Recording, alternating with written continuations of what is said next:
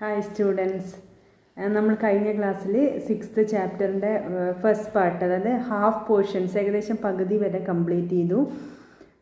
Rural development, problems of rural developments, അല്ലെങ്കിൽ എങ്ങനെ rural area face ചെയ്യുന്ന മെയിൻ പ്രോബ്ലംസ് എന്തൊക്കെയാണ്, റൂറൽ ഡെവലപ്മെൻറ്റ്സിന് എന്തൊക്കെ ചെയ്യണം, റൂറൽ ബാങ്കിങ് ആണ് മെയിനായി നമ്മളിവിടെ ഡിസ്കസ് ചെയ്തിട്ടുണ്ടായിരുന്നത് അല്ലേ. അതിൻ്റെ പോരായ്മയും നമ്മൾ കണ്ടു. ഇന്ന് സെക്കൻഡ് പാർട്ട് നമ്മൾ ചെയ്യാൻ പോകുന്നത് ഗ്രാമവികസനം, റൂറൽ ഡെവലപ്മെൻറ്റ്സിന് വേണ്ടി നമ്മൾ അത്യാവശ്യമായി ചെയ്തിരിക്കേണ്ട മറ്റ് പ്രധാനപ്പെട്ട കാര്യങ്ങളാണ്. നമ്മൾ പറഞ്ഞു അഗ്രികൾച്ചർ ഏരിയയിൽ നല്ലൊരു മാർക്കറ്റിംഗ് സിസ്റ്റം, അതായത് കൃഷിക്കാർ ഉൽപ്പാദിപ്പിക്കുന്ന സാധനങ്ങൾക്ക് നല്ല വില കിട്ടുന്ന ഒരു മാർക്കറ്റിംഗ് ഫെസിലിറ്റീസ് ഇല്ല. അപ്പോൾ അതൊക്കെ ക്രിയേറ്റ് ചെയ്യാൻ വേണ്ടി എന്തൊക്കെ ചെയ്യണം, അത്തരത്തിലുള്ള കാര്യമാണ് ഇനി ഈ റൂറൽ ഡെവലപ്മെൻറ്റ് എന്ന ചാപ്റ്ററിൽ നമ്മൾ, അതായത് 6th chapter, Indian economy 6th ചാപ്റ്ററിൻ്റെ സെക്കൻഡ് പാർട്ട് നമ്മൾ ഡിസ്കസ് ചെയ്യാൻ വേണ്ടി പോകുന്നത്. ഓക്കെ, അപ്പോൾ നമുക്കതിലേക്ക് കടക്കാം. സാധാരണ പറയുന്നത് പോലെ തന്നെ ടെക്സ്റ്റ് ബുക്ക് വെച്ചുകൊണ്ട് ഓരോ ലൈനിലൂടെ ആയിരിക്കണം നിങ്ങൾ കടന്നു പോകേണ്ടത്. ഓക്കെ, അപ്പോൾ നമുക്ക് സ്റ്റാർട്ട് ചെയ്യാം. അഗ്രികൾച്ചർ മാർക്കറ്റ് സിസ്റ്റം അല്ലെങ്കിൽ agriculture marketing. Supermarket sells cabbage, cauliflower and tomato from Tamil Nadu, apples from Kashmir, grapes from Nasik or Karnataka, and many other fruits and vegetables from different parts of the country. നമുക്കറിയാം, നമ്മളിന്ന് super മാർക്കറ്റിലേക്ക് പോയി കഴിഞ്ഞാൽ Kashmiri apple ഉണ്ടാവും, തമിഴ്നാടിൽ നിന്നും ആന്ധ്രയിൽ നിന്നും കർണാടകയിൽ നിന്നും വന്ന പല പ്രോഡക്ട്സും ഒക്കെ അവിടെ ഉണ്ടാവും അല്ലേ. അപ്പോൾ എങ്ങനെയാണ് നമ്മുടെ രാജ്യത്തിൻ്റെ വ്യത്യസ്ത ഭാഗങ്ങളിൽ നിന്ന് അല്ലെങ്കിൽ ലോകത്തിൻ്റെ വ്യത്യസ്ത ഭാഗങ്ങളിൽ നിന്നുള്ള അഗ്രികൾച്ചർ പ്രോഡക്റ്റ് എങ്ങനെയാണ് നമ്മുടെ ലോക്കൽ മാർക്കറ്റിലേക്ക് എത്തുന്നത്?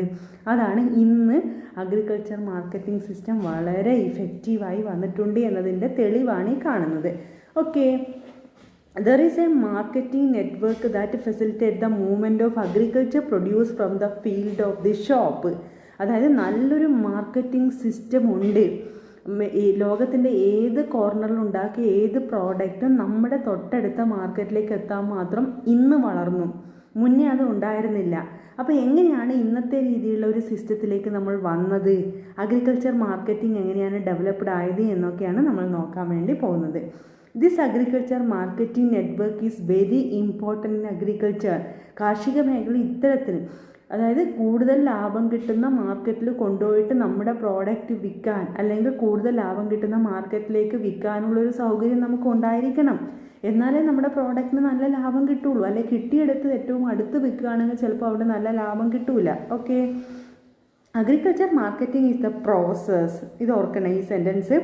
Agriculture marketing is the process that include procuring means ശേഖരിക്കുക, സ്റ്റോറിങ് സൂക്ഷിച്ചു വെക്കുക, പ്രോസസ്സിങ് മീൻസ് ആവശ്യമായ മാറ്റങ്ങൾ വരുത്തേണ്ടി വരും, പാക്കേജിങ് പാക്ക് ചെയ്യണം, ഗ്രേഡിങ് തരംതിരിക്കണം, ട്രാൻസ്പോർട്ടേഷൻ ദൂരസ്ഥലങ്ങളിലേക്ക് മറ്റ് വലിയ മാർക്കറ്റുകളിലേക്ക് ലോക്കൽ മാർക്കറ്റിലേക്ക് കൊണ്ടുപോകണം, and distribution of agriculture commodities from the field to the consumer. അപ്പോൾ അഗ്രികൾച്ചർ മാർക്കറ്റിംഗ് എന്ന് പറഞ്ഞാൽ ഇതിൽ ഒരുപാട് സ്റ്റെപ്പ് അടങ്ങിയിട്ടുണ്ട്. എന്തൊക്കെയാണ്? ദാറ്റ് ഈസ് പ്രൊക്യൂറിങ്, അതായത് നമ്മൾ ഉണ്ടാക്കിയ പ്രോഡക്റ്റ് കളക്ട് ചെയ്യുക, ശേഖരിക്കുക, അത് സൂക്ഷിച്ചു വെക്കുക. ഇപ്പോൾ ഫ്രൂട്ട്സ് അല്ലെങ്കിൽ മിൽക്ക്, നമുക്കറിയാം ഇപ്പം നമുക്ക് കിട്ടുന്ന മിൽമയൊക്കെ, ഇപ്പോൾ നമ്മുടെ ജില്ലയിലൊക്കെ പല മിൽമ കളക്ഷൻ സെൻറ്ററും ഉണ്ടെങ്കിലും മെയിനായി അന്യ സംസ്ഥാനങ്ങളിൽ നിന്നാണ് മിൽമ പ്രോഡക്ട്സൊക്കെ വരുന്നത് അല്ലേ. അപ്പോൾ ഇതൊക്കെ നമുക്ക് സ്റ്റോർ ചെയ്ത് വെക്കണം. പാല്, മുട്ട, ഫ്രൂട്ട്സ്, വെജിറ്റബിൾസ് ഇതൊക്കെ എളുപ്പം കേടായി പോകുന്ന സാധനങ്ങളാണ്. അപ്പോഴേ നമുക്കറിയാം ഈ ഫ്രൂട്ട്സൊക്കെ വരുന്ന ബാഗേജ് സ്റ്റോറേജൊക്കെ നിങ്ങൾ കണ്ടിട്ടില്ലേ, നല്ല കോൾഡ് സ്റ്റോറേജ് ഫെസിലിറ്റിയിലൊക്കെയാണ് വരിക. മിൽക്ക്, അതുമാത്രമല്ല ഫിഷ്, മീറ്റ് ഒക്കെ അങ്ങനെയാണ് വരുന്നത്. അപ്പോൾ കളക്ട് ചെയ്യണം, ശേഖരിക്കണം, പിന്നെ തരംതിരിക്കണം. ഇപ്പോൾ നമുക്കറിയാം, ഇപ്പോൾ ഫിഷൊക്കെ ആണെങ്കിൽ നമുക്ക് കടലിൽ നിന്ന് സെപ്പറേറ്റ് ഫിഷായിട്ടാണോ കിട്ടുക? നമ്മളത് കടലിൽ നിന്ന് ശേഖരിക്കുമ്പോഴും എല്ലാം മിക്സഡ് ആയിട്ടാണ് കിട്ടുക. അതിനൊക്കെ സെപ്പറേറ്റ് ചെയ്ത് മാറ്റി വെക്കണം. ഇന്ന മീൻ. അതുപോലെ ഫ്രൂട്ട്സ് ആണെങ്കിൽ ഫസ്റ്റ് ക്വാളിറ്റി, സെക്കൻഡ് ക്വാളിറ്റി, കളറിനനുസരിച്ച് വെജിറ്റബിൾസ് ആവട്ടെ, ഇതെല്ലാം നമുക്ക് തരംതിരിച്ചിട്ട് അതിന് വിലയിൽ വ്യത്യാസം ഉണ്ടാവും. അപ്പോൾ ശേഖരിക്കണം, സൂക്ഷിച്ചു വെക്കണം, തരംതിരിക്കണം, പിന്നെയോ പാക്ക് ചെയ്യണം. പിന്നെ ദൂര സ്ഥലങ്ങളിലേക്ക് ട്രാവൽ ചെയ്ത് കൊണ്ടുപോകണം, മറ്റ് സംസ്ഥാനങ്ങളിലേക്ക് മറ്റ് ജില്ലകളിലേക്ക് കൊണ്ടുപോകണം. എന്നിട്ട് ഓരോ മാർക്കറ്റിലും ഡിസ്ട്രിബ്യൂട്ട് ചെയ്യണം. ഇപ്പോൾ ചിലപ്പോൾ കാശ്മീരിൽ നിന്ന് വരുന്ന ഒരു വണ്ടി ആയിരിക്കും, ആപ്പിളുമായിട്ട് വന്ന വണ്ടി ഏതെല്ലാം സംസ്ഥാനങ്ങൾ കൊടുത്തിട്ട് ആണ് കേരളത്തിലെത്തുന്നത്. കേരളത്തിലെത്തിയാൽ തന്നെ ഏതെല്ലാം ജില്ലകളിലെ മാർക്കറ്റിലാണ് കൊണ്ടുപോകുന്നത്, ആ ഓരോ ജില്ലയിൽ നിന്നും ഏതെല്ലാം ലോക്കൽ മാർക്കറ്റിലേക്കാണ് കൊണ്ടുപോകുന്നത്. അപ്പോഴിങ്ങനെ ഈ ഓരോ, അതായത് അഗ്രികൾച്ചർ മാർക്കറ്റിംഗ് എന്ന് പറഞ്ഞാൽ ജസ്റ്റ് വിൽക്കുക മാത്രമല്ല, ഇങ്ങനെ ഓരോ സ്റ്റെപ്സും അടങ്ങിയിട്ടുണ്ട്. ദാറ്റ് ഈസ് അഗ്രികൾച്ചർ മാർക്കറ്റിംഗ് എന്താണെന്ന് ഒന്ന് പോയിന്റ് ഓർത്ത് വെക്കണേ.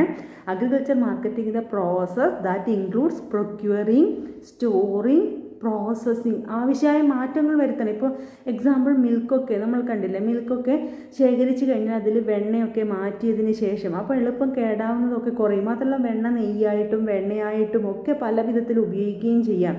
മാത്രമല്ല ഇപ്പോൾ ഫിഷ് ആണെങ്കിലും ഈ പിന്നെ കളക്ട് ചെയ്തതിന് ശേഷം അത് കയറ്റിയായിപ്പോൾ എക്സ്പോർട്ട് ചെയ്യുകയൊക്കെ ചെയ്യുമ്പോൾ അതിന് ചില പ്രോസസ്സിങ് നടത്തിയാൽ മാത്രമേ കേടായി പോകാണ്ട് കൊണ്ടുപോകാൻ വേണ്ടി പറ്റുള്ളൂ.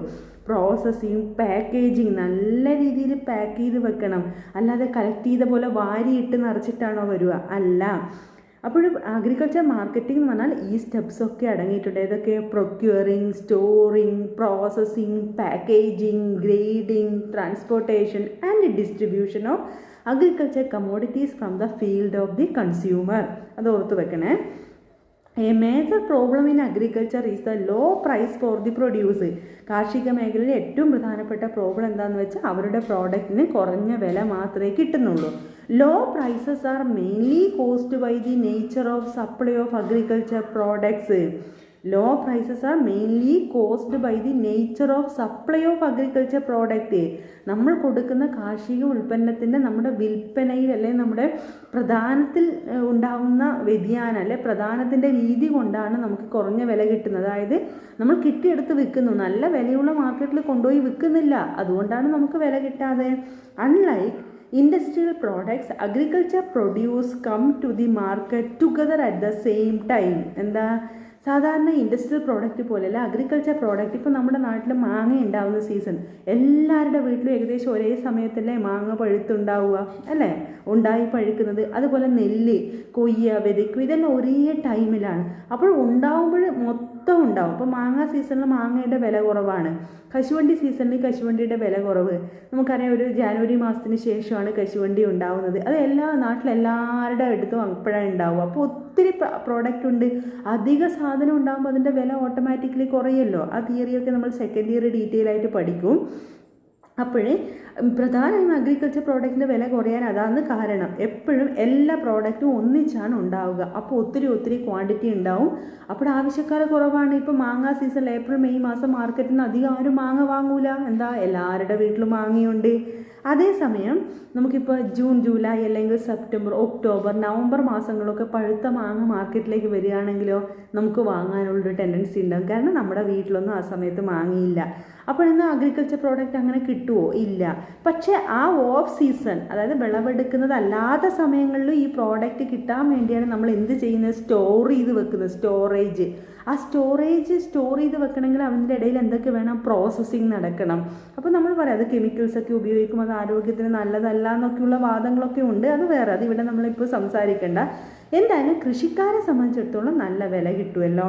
ഓക്കെ. അപ്പോൾ സാധാരണ നല്ല വില കിട്ടാത്തത് ഈ മാർക്കറ്റിംഗ് ടെക്നിക്സ് സ്റ്റെപ്സ് നമ്മൾ ഫോളോ ചെയ്യാതെ കൊണ്ടാണ്. ആ സ്റ്റെപ്സ് നമ്മൾ ഫോളോ ചെയ്യുകയാണെങ്കിൽ നല്ല വില കിട്ടും.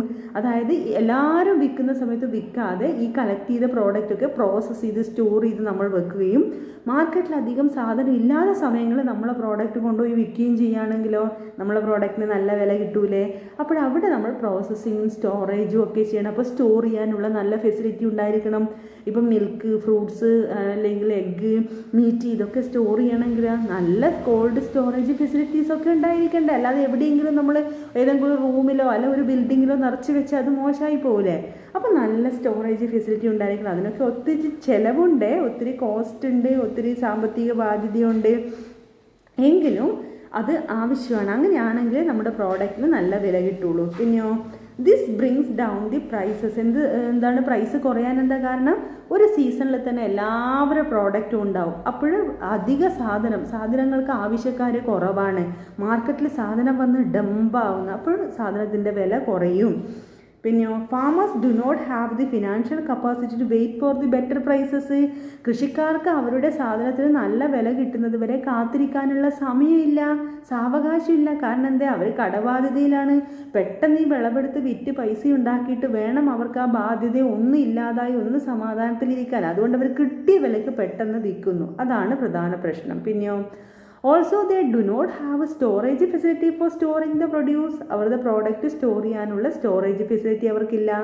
This compel them to sell their produce at a low prices immediately. അപ്പോൾ അവരുടെ പ്രോഡക്റ്റ് പെട്ടെന്ന് വിൽക്കാൻ അവരെ നിർബന്ധിക്കുന്ന കാരണങ്ങൾ ഇതൊക്കെയാണ്. അതായത് അവർക്ക് സാമ്പത്തിക ബാധ്യതയുണ്ട്, പെട്ടെന്ന് അവരുടെ സാധനങ്ങൾ വിറ്റിട്ട് അവർക്ക് വരുമാനം ഉണ്ടാക്കണം. മാത്രമല്ല സ്റ്റോർ ചെയ്ത് വെക്കാനൊക്കെയുള്ള സൗകര്യവും സാവകാശവും അറിവോ ഒന്നും പലപ്പോഴും കൃഷിക്കാർക്ക് ഇല്ല. പിന്നെയോ therefore improving agriculture marketing can be highly beneficial to farmers. അപ്പോൾ നമ്മൾ ഈ സ്റ്റോറേജ് ഫെസിലിറ്റി അല്ലെങ്കിൽ പാക്കിംഗ് ഫെസിലിറ്റീസ് അല്ലെങ്കിൽ ട്രാൻസ്പോർട്ടേഷൻ ഫെസിലിറ്റി ഒക്കെ നമ്മൾ വർദ്ധിപ്പിക്കുകയാണെങ്കിൽ മാർക്കറ്റിംഗ് സിസ്റ്റം ഇമ്പ്രൂവ് ആവുകയും ഇതിൻ്റെ ഗുണം ആർക്കാണ് കിട്ടുക? കൃഷിക്കാർക്ക് കിട്ടും, അവരുടെ പ്രോഡക്റ്റിന് നല്ല വില കിട്ടും, അല്ലേ?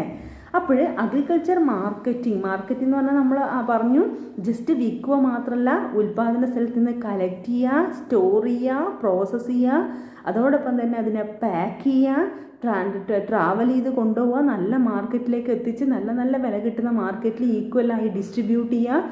ഇതെല്ലാം അല്ലെങ്കിൽ നല്ല മാർക്കറ്റിൽ കൊണ്ടുപോയി വിതരണം ചെയ്യുക. ഇതെല്ലാം ചേർന്നതാണ് അഗ്രികൾച്ചർ മാർക്കറ്റിംഗ് എന്ന് പറഞ്ഞാൽ. ഇതിന് നല്ല നോളജും സാമ്പത്തിക ബാധ്യതയും അറിവും സാവകാശവും ഒക്കെ ആവശ്യമാണ്. നോക്കാം. Measures taken by the government to improve agriculture marketing. ചിലപ്പോൾ എക്സാമിന് ചോദിക്കുക അഗ്രികൾച്ചർ മാർക്കറ്റിംഗ് എന്താണെന്നുള്ള ആ പോയിൻറ്റ്സ്, ആ ഓരോ സ്റ്റെപ്പും പഠിക്കുക. അതോടൊപ്പം ഈ അഗ്രികൾച്ചർ മാർക്കറ്റിംഗ് ഇംപ്രൂവ് ചെയ്യാൻ വേണ്ടി ഗവൺമെൻറ് നടപ്പിലാക്കിയ പദ്ധതികൾ, പരിപാടികൾ എന്തൊക്കെയാണ് എന്നും കൂടി പഠിക്കുക. അതാണ് പ്രധാനമായും 5 പോയിൻ്റ് ഇവിടെ ആദ്യം പറയുന്നത്. നോക്കാം. Important measures taken by the government to improve agriculture marketing are agriculture marketing, അതായത് കാർഷിക വിപണനം അല്ലെങ്കിൽ കാർഷിക വിപണനം മെച്ചപ്പെടുത്താൻ വേണ്ടി ഗവൺമെൻറ് നടപ്പിൽ വരുത്തിയ പരിപാടികൾ പ്രധാനമായും എന്തൊക്കെയാണ്? ഒന്നാമത്തേത് എസ്റ്റാബ്ലിഷ്മെൻറ്റ് ഓഫ് റെഗുലേറ്റഡ് മാർക്കറ്റ്സ്, അതായത് റെഗുലേറ്റഡ് മാർക്കറ്റുകൾ സ്ഥാപിച്ചു. എന്താ റെഗുലേറ്റഡ് മാർക്കറ്റുകൾ? നിയന്ത്രിതമായ ഗവൺമെൻറ്റിൻ്റെ നിയന്ത്രണത്തിനുള്ള മാർക്കറ്റിംഗ് സംവിധാനങ്ങൾ വന്നു. അതെന്തൊക്കെയാണ് ഡീറ്റെയിൽ ആയി പിന്നീട് നമ്മൾ പറയില്ലേ. പിന്നെയോ provision of infrastructure facilities like road, railway, warehouses, godowns, cold storage and processing. മാർക്കറ്റിങ്ങിൻ്റെ ഭാഗമായ പ്രോസസ്സിങ്ങിന് വേണ്ടിയും സ്റ്റോറേജിന് വേണ്ടിയും കോൾഡ് സ്റ്റോറേജ് ഫെസിലിറ്റിയും എല്ലാം ഗവൺമെൻറ് സ്റ്റാർട്ട് ചെയ്തു. പിന്നെയോ കോപ്പറേറ്റീവ് മാർക്കറ്റിംഗ്, സഹകരണ മാർക്കറ്റിംഗ് വിപണന സംവിധാനങ്ങൾ നിലവിൽ വന്നു. Cooperative marketing avoid middle men and bring substantial benefit to the farmers. അതായത് സാധാരണ കൃഷിക്കാരെ കൃഷി ചെയ്ത് വിളവെടുക്കുമ്പോൾ അവിടെ പോയിട്ട് ഏതെങ്കിലും ഒരു ഇടനിലക്കാരൻ ഇത് വാങ്ങും കുറഞ്ഞ വിലക്ക്. അയാളാണ് വലിയ വിലയിൽ ഇത് പലയിടത്തും കൊണ്ടുപോയി വിൽക്കുക.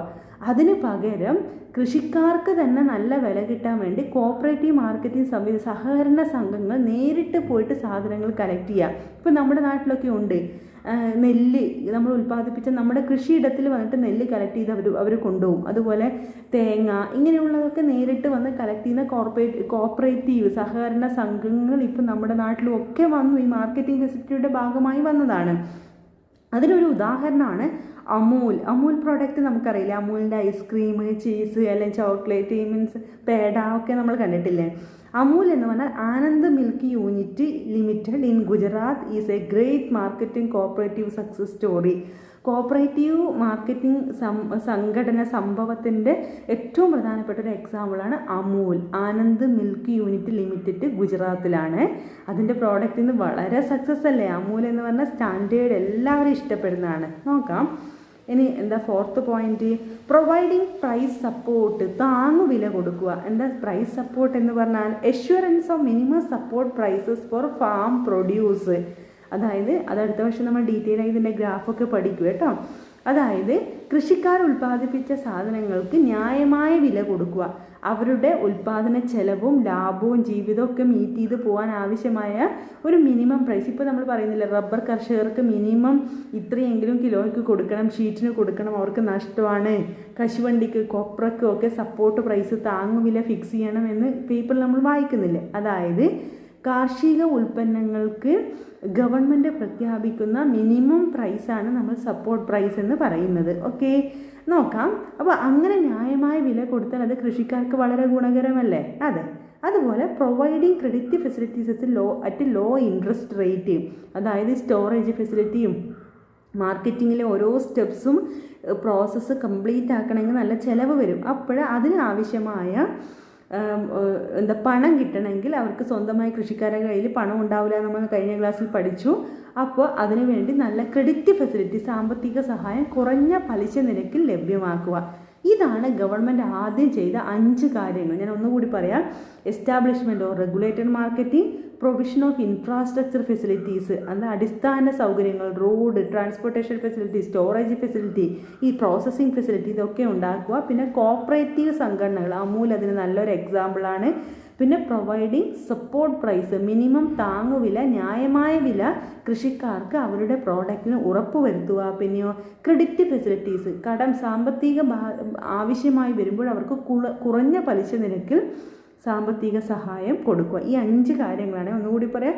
Regulated marketing, infrastructure facility, cooperative facility, പിന്നെയോ കോപ്പറേറ്റീവ് സംഘടനകൾ അല്ലെങ്കിൽ കോപ്പറേറ്റീവ് മാർക്കറ്റിംഗ്, പിന്നെയോ പ്രൊവൈഡിങ് സപ്പോർട്ട് പ്രൈസ്, അതോടൊപ്പം തന്നെ പ്രൊവൈഡിങ് ക്രെഡിറ്റ് ഫെസിലിറ്റീസ്, സാമ്പത്തിക സഹായങ്ങൾ അറേഞ്ച് ചെയ്ത് കൊടുക്കുക കുറഞ്ഞ പലിശ നിരക്കിൽ.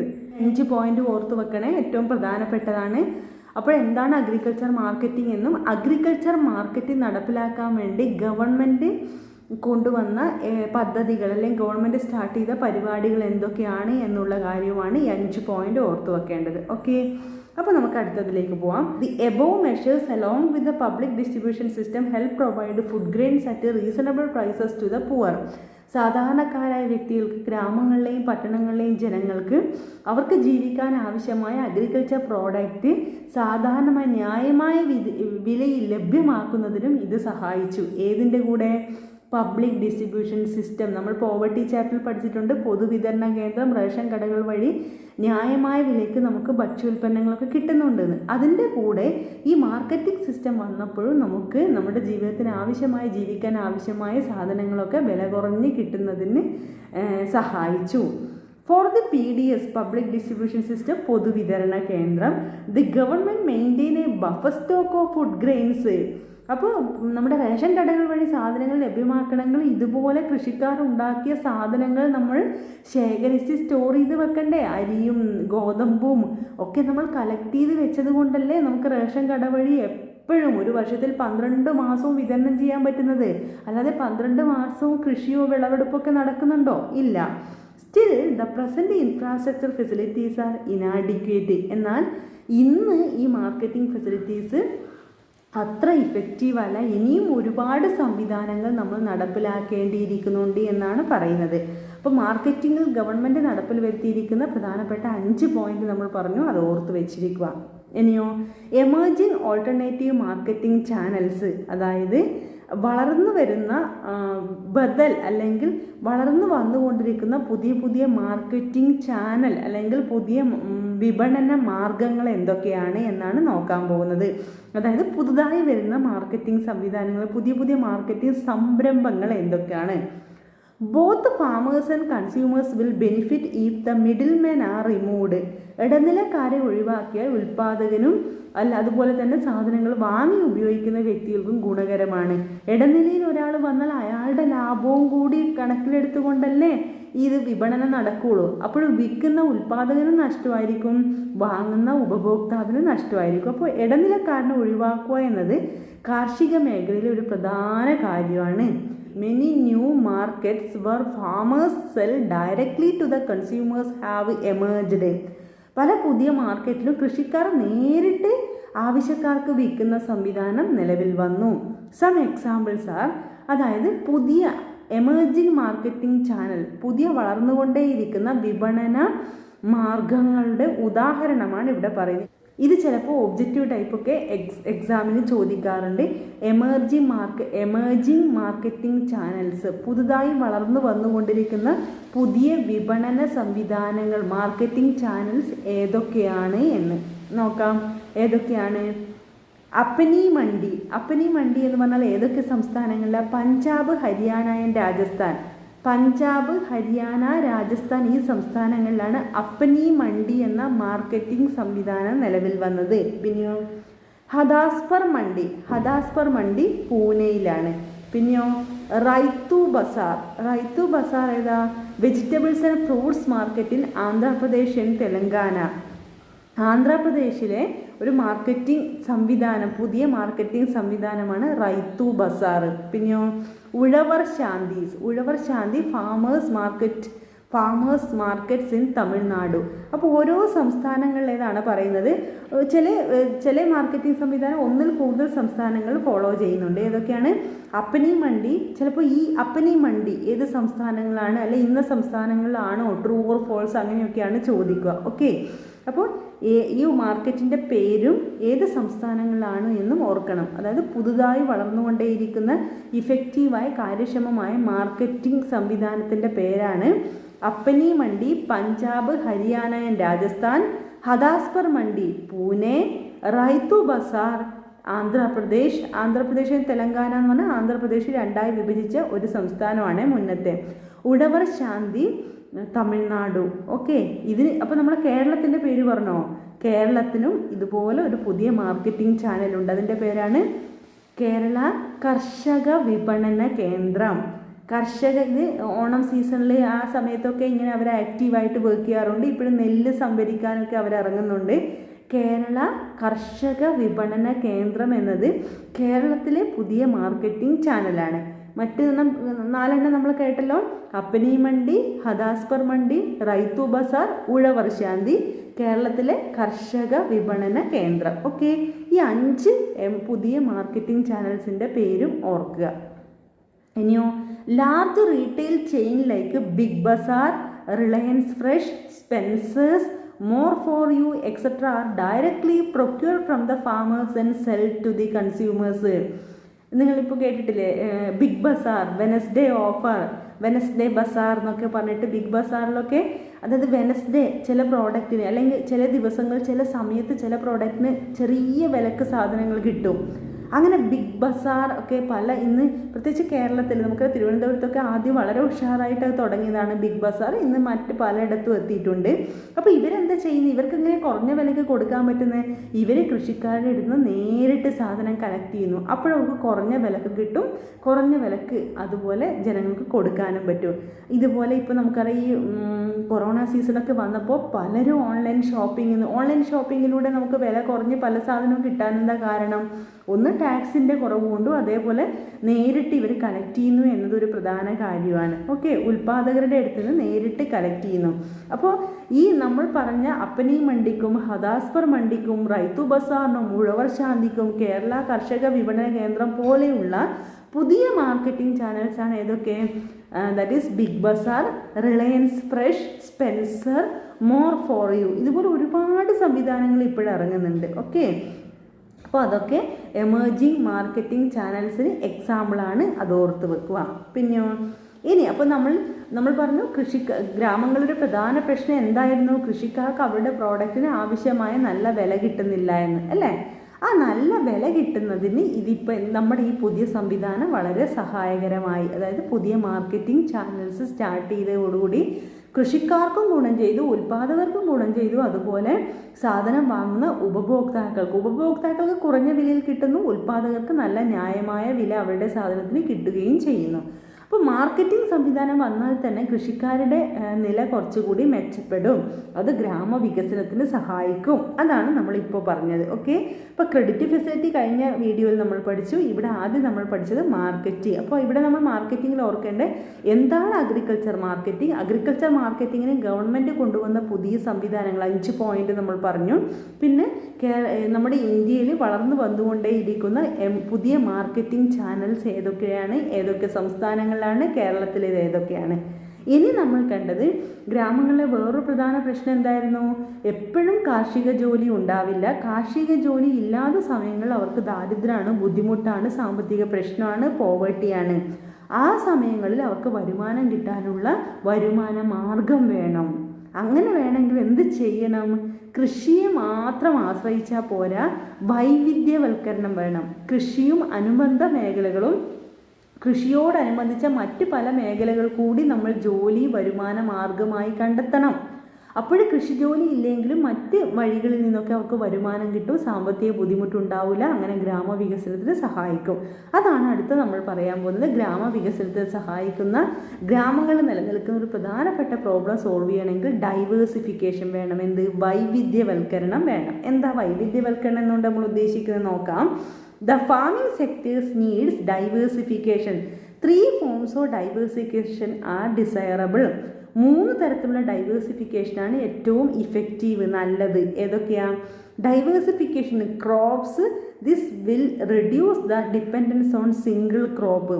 ഡൈവേഴ്സിഫിക്കേഷൻ ക്രോപ്സ്, വ്യത്യസ്ത വിളകൾ നമ്മൾ കൃഷി ചെയ്യണം. അതായത് ഇപ്പം നെല്ല് കൃഷി ചെയ്യുന്നവർ നെല്ല് മാത്രം കൃഷി ചെയ്താൽ പോരാ, തേങ്ങ കൃഷി ചെയ്യുന്നവർ തെങ്ങ് മാത്രം കൃഷി ചെയ്താൽ പോരാ, തെങ്ങ് കൃഷി ചെയ്യുന്നവർ അതിൻ്റെ കീഴിൽ വാഴ കൃഷി ചെയ്യണം, കീഴിൽ പയർ കൃഷി ചെയ്യണം, ചീര കൃഷി ചെയ്യണം. അതുപോലെ നെല്ല് കൃഷി ചെയ്യുന്നവരും പയറും വാഴയും ഇങ്ങനെ മറ്റു ഒത്തിരി വിളകൾ, അതായത് വിളകളിൽ ഒരു വൈവിധ്യവൽക്കരണം ഉണ്ടാവണം, ഒന്ന് മാത്രം പോരാ. അപ്പോഴും ഇതിൻ്റെ ഓരോന്നിൻ്റെ വിളവെടുക്കുന്ന സമയം വ്യത്യാസമാണ്. അപ്പോൾ വർഷങ്ങളിൽ എപ്പോഴും എന്തെങ്കിലും വിളവെടുത്തുകൊണ്ടിരിക്കാൻ അവർക്കുണ്ടാവും. അപ്പോഴെപ്പോഴും വരുമാനം കിട്ടിക്കൊണ്ടേയിരിക്കും. ഒരു വിളയെ മാത്രം ആശ്രയിച്ചാൽ പോരാ, ഒന്നിൽ കൂടുതൽ വിളകൾ നമ്മൾ കൃഷി ചെയ്യണം. ക്രോപ്സിൽ അതായത് വിളകളിൽ വൈവിധ്യവൽക്കരണം കൊണ്ടുവരണം. പിന്നെയോ രണ്ടാമത്തേത് diversification to allied activities like livestock, poultry, fisheries etcetera. അതായത് നമ്മൾ ഈ കൃഷിയെ മാത്രം ആശ്രയിച്ചാൽ പോലെ അനുബന്ധ മേഖലകളായ കന്നുകാലി വളർത്തുക, അതായത് കോഴി വളർത്തുക, മീൻ വളർത്തുക, ഔഷധ സസ്യങ്ങൾ വളർത്തുക, ഇതിലൊക്കെ നമ്മൾ ആശ്രയിച്ചാൽ എന്ത് സംഭവിക്കും? ഇപ്പോൾ കന്നുകാലി വളർത്തിയാൽ അവരുടെ ചാണകം നമുക്ക് കൃഷിക്ക് വളമായി ഉപയോഗിക്കാം. അതുപോലെ കൃഷിയിലെ ഇപ്പോൾ നെൽകൃഷിയിലെ പുല്ല് ഇതൊക്കെ കന്നുകാലികൾക്ക് ഭക്ഷണമായി ഉപയോഗിക്കാം. അങ്ങോട്ടും ഇങ്ങോട്ടും നമുക്ക് ലിങ്ക് ചെയ്ത് നല്ല രീതിയിൽ കൊണ്ടുപോവുകയും ചെയ്യാം. എപ്പോഴും നമുക്ക് വരുമാനം, കന്നുകാലി വളർത്തിയാൽ നമുക്കെന്ത് മീറ്റിനായിട്ട് അവരെ, അല്ലെങ്കിൽ പാല് കൊണ്ട്, അങ്ങനെ അതിൻ്റെ വളം വിറ്റിട്ട്, അങ്ങനെ പല രീതിയിൽ നമുക്ക് വരുമാനം ഉണ്ടാവൂലേ. അപ്പോഴേ അങ്ങനെ ഡൈവേഴ്സിഫിക്കേഷൻ ടു ആലിഡ് ആക്ടിവിറ്റീസ്, ഒന്നാമത്തേത് ഡൈവേഴ്സിഫിക്കേഷൻ ക്രോപ്സ്, രണ്ടാമത്തെ ഡൈവേഴ്സിഫിക്കേഷൻ ആലിഡ് ആക്ടിവിറ്റീസ്, മൂന്നാമത്തേത് diversification to non farm jobs, കാർഷികേതര ജോലികൾക്കും നമ്മൾ പ്രാധാന്യം കൊടുക്കണം. അത് നമ്മൾ ലാസ്റ്റ് പറയും. പ്രധാനമായും IT മേഖലകളൊക്കെ ഉദ്ദേശിക്കുന്നത്. നമുക്കറിയാം ഇന്ന് നമുക്ക് ലോകത്തിൻ്റെ ഏത് കോർണറിൽ ഇരുന്നു കൊണ്ടും ഓൺലൈനായി ഒത്തിരി ജോലി ചെയ്യാം. ഇപ്പോൾ നമ്മൾ ഓൺലൈൻ ക്ലാസ്സൊക്കെ അങ്ങനെയല്ലേ ചെയ്യുന്നത്, അല്ലേ? അപ്പോഴേ ഇൻ്റർനെറ്റ് ഫെസിലിറ്റീസും ITസും ടെക്നോളജിയിലും നമുക്ക് നോളജ് ഉണ്ടെങ്കിൽ, നമ്മൾ പഠിച്ചിട്ടുണ്ടെങ്കിൽ, അറിവുണ്ടെങ്കിൽ, നമുക്ക് എപ്പോഴും ഏത് ദിവസം എന്നല്ല, രാത്രി എന്നില്ല, പകലെന്നില്ലാതെ നമുക്ക് ജോലി ചെയ്യാൻ, വരുമാനം ഉണ്ടാക്കാം, അല്ലേ? അപ്പോഴേ നമുക്ക് ഡൈവേഴ്സിഫിക്കേഷൻ എന്ന് പറഞ്ഞാൽ നമുക്ക് എപ്പോഴും നല്ല വരുമാനം ഉണ്ടായി ഗ്രാമങ്ങളിലെ സാമ്പത്തിക പ്രശ്നങ്ങൾ പരിഹരിക്കണമെങ്കിൽ നമ്മൾ ചെയ്യേണ്ടത് വ്യത്യസ്ത തരത്തിലുള്ള വിളകൾ കൃഷി ചെയ്യണം. Diversification crops, diversification allied activities, കന്നുകാലി വളർത്തുക, കോഴി വളർത്തുക, മീൻ വളർത്തുക, ഇങ്ങനെ പലതരത്തിലുള്ള കാർഷിക വ്യത്യസ്ത അനുബന്ധ മേഖലകളിൽ നമ്മൾ ഡിപ്പെൻഡ് ചെയ്യണം, അതിലേക്ക് കടക്കണം. തൊട്ടടുത്തായിട്ട് നമ്മൾ ചെയ്യേണ്ടത് കാർഷികേതര മേഖലകളിലേക്ക്, നോൺ ഫാം ആക്ടിവിറ്റിയിലേക്ക് പോകണം. ഈ മൂന്നുമാണ് എക്സാമിന് ചോദിക്കുകയോ ചിലപ്പോൾ എസ്സേ ചോദിക്കാറുണ്ട്. അപ്പോൾ ഡൈവേഴ്സിഫിക്കേഷൻ എന്ന് പറഞ്ഞാൽ ക്രോപ്സിൽ, അതോടൊപ്പം ആലിഡ് ആക്ടിവിറ്റീസിൽ, അതോടൊപ്പം നോൺ ഫാം ജോബ്സ്. നോക്കാം ഏതൊക്കെയാണെന്ന്. Agriculture related non farm jobs have great employment potential.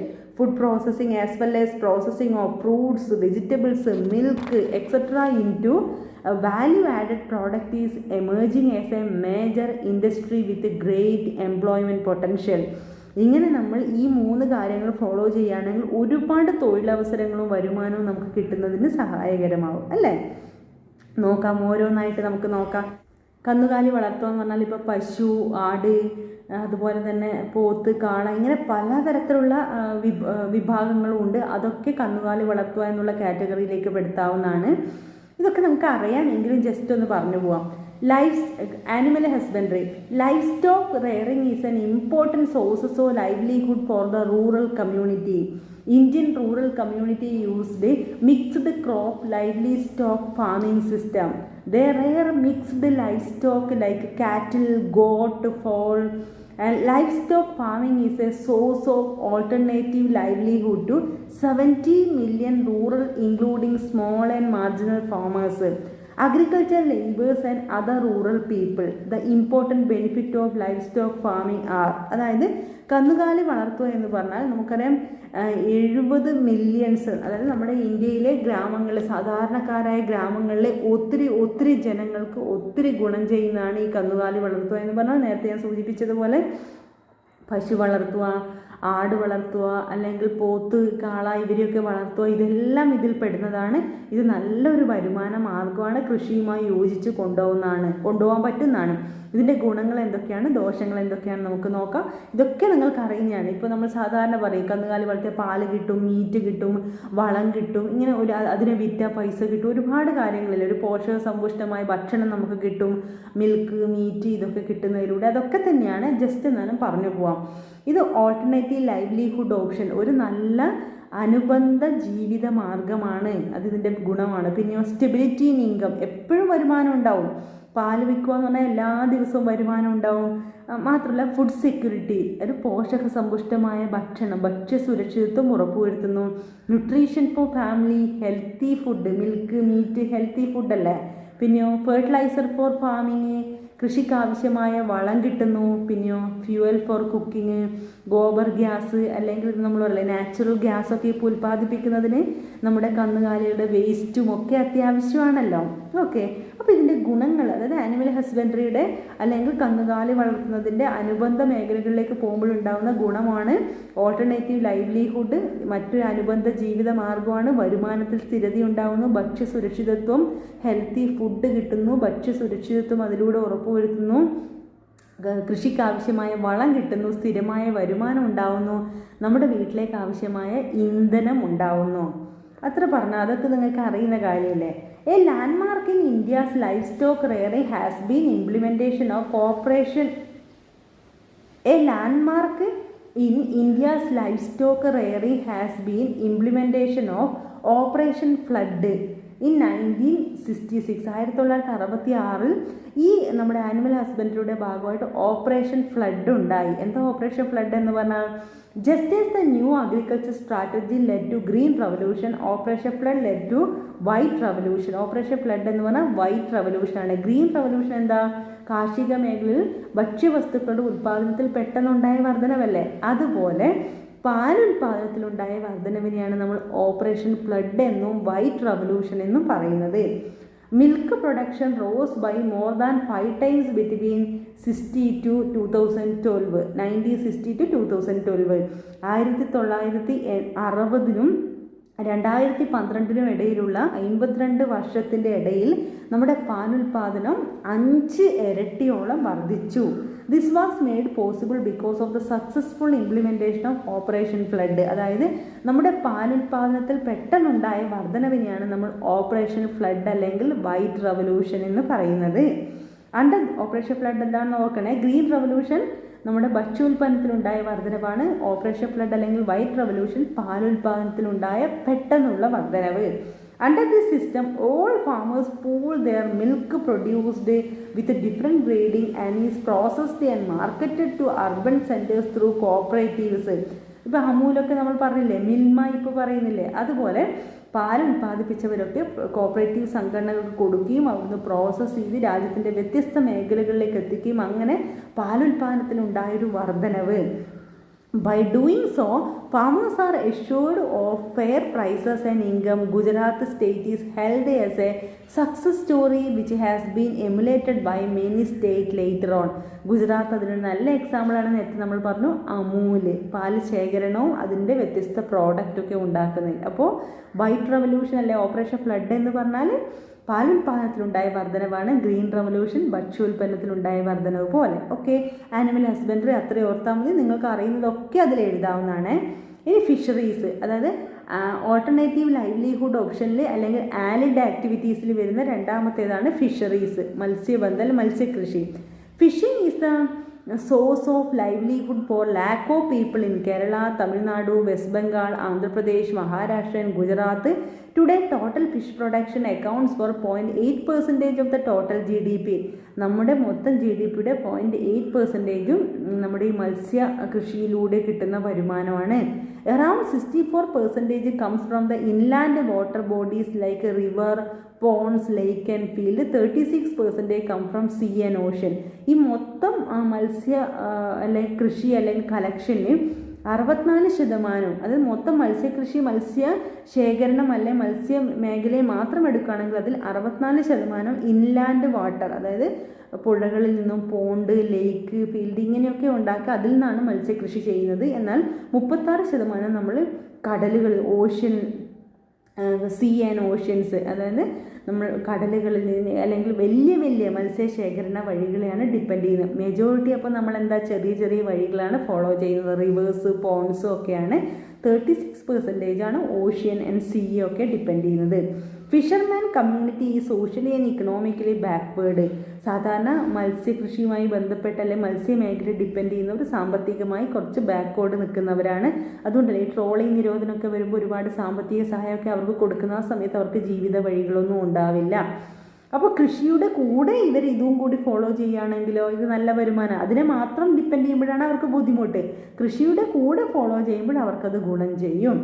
അപ്പോൾ എന്താ മത്സ്യമേഖലകൾ അല്ലെങ്കിൽ ഫിഷറീസ് അല്ലെങ്കിൽ മത്സ്യബന്ധന മേഖലകളിൽ ജോലി ചെയ്യുന്നവർ അനുഭവിക്കുന്ന ബുദ്ധിമുട്ടുകൾ എന്തൊക്കെയാണ്? ഒന്നാമത്തേത് അണ്ടർ എംപ്ലോയ്മെൻറ്റ്, എപ്പോഴും ജോലി ഉണ്ടാവില്ല. ഇപ്പോൾ ട്രോളിംഗ് നിരോധനം, നല്ല മഴയൊക്കെ വന്നവർക്ക് ജോലി ഉണ്ടാവില്ല. പിന്നെയോ ലോ ഇൻകം, അവർക്ക് ചെറിയ വരുമാനമേ കിട്ടുന്നുള്ളൂ. നമുക്ക് മീൻ വാങ്ങുമ്പോൾ വലിയ വിലയുണ്ടെങ്കിലും അവർക്ക് ചെറിയ പൈസയെ കിട്ടുന്നുള്ളൂ. പിന്നെയോ ഇല്ലിറ്ററസി, അക്ഷരാഭ്യാസ നിരക്ക് വളരെ കുറവാണ് അവരുടെ ഇടയിൽ.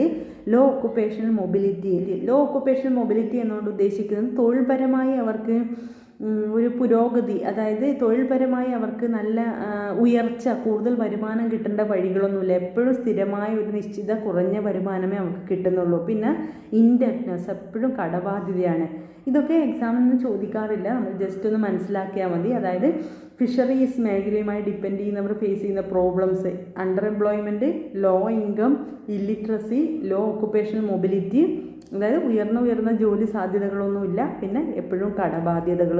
ഇത് നമുക്ക് ജസ്റ്റ് ഒന്ന് വായിച്ച് എഴുതാൻ പറ്റുന്നതേ ഉള്ളൂ. ഇനി കൃഷിയുമായി ബന്ധപ്പെട്ട അനുബന്ധമായൊരു മേഖലയാണ് ഹോർട്ടിക്കൾച്ചർ. ഹോർട്ടിക്കൾച്ചർ എന്നുകൊണ്ട് ഉദ്ദേശിക്കുന്നത് എന്താണ്? നമ്മുടെ അതായത് മറ്റ് ചെടികൾ, ഔഷധ സസ്യങ്ങളും അല്ലെങ്കിൽ പഴം, പച്ചക്കറികളുമായി ബന്ധപ്പെട്ട മറ്റ് പല മേഖലകൾ.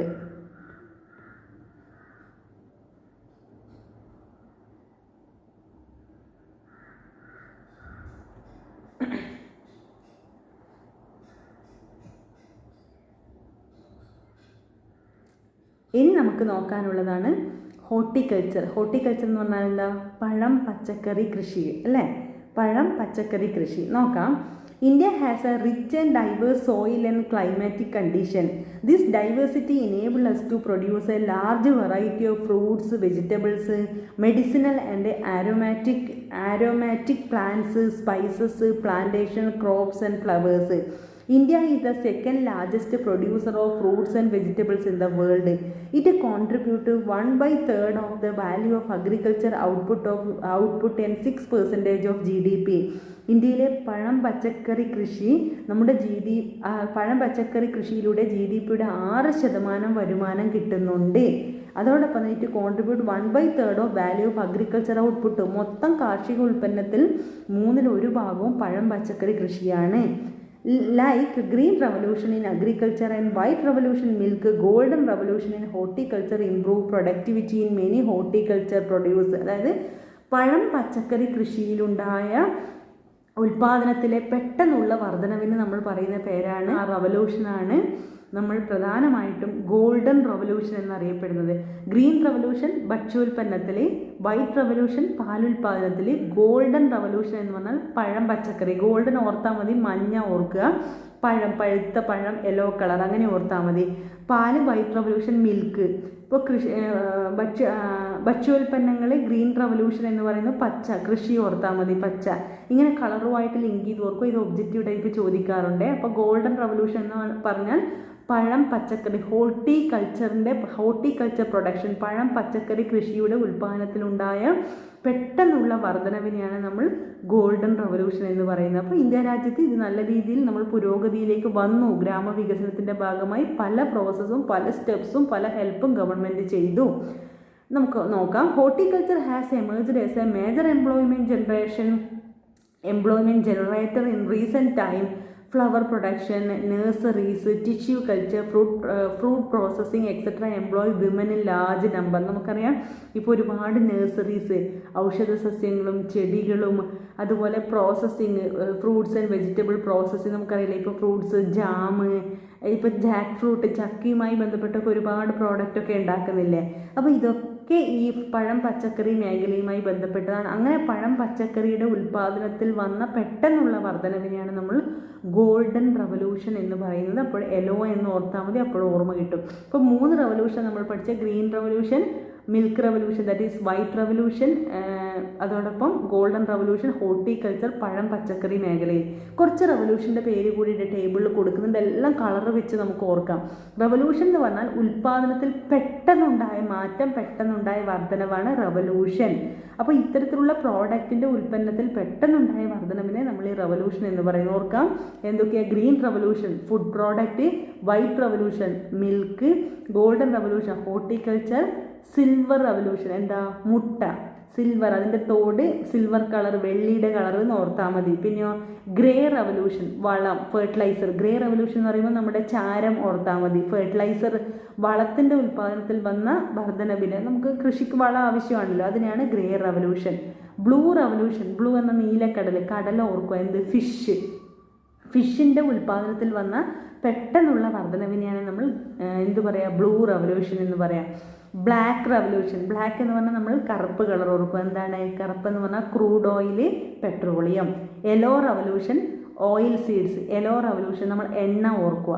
ഓക്കെ, അപ്പോൾ ഏതൊക്കെയാണ്? കളർ വെച്ചിട്ട് തന്നെ നമുക്ക് ഓർക്കാം. Green revolution food product, white revolution milk, golden revolution horticulture, silver revolution egg, grey revolution fertiliser, blue revolution fish, black revolution petroleum and crude oil, yellow revolution oil seeds ഓർക്കുക. Okay, horticulture എന്ന് പറഞ്ഞാൽ പഴം പച്ചക്കറിയുടെ ഉൽപ്പാദനത്തിൽ വന്ന വർധനവ്. ഇപ്പം നമ്മൾ പറഞ്ഞ എന്താ?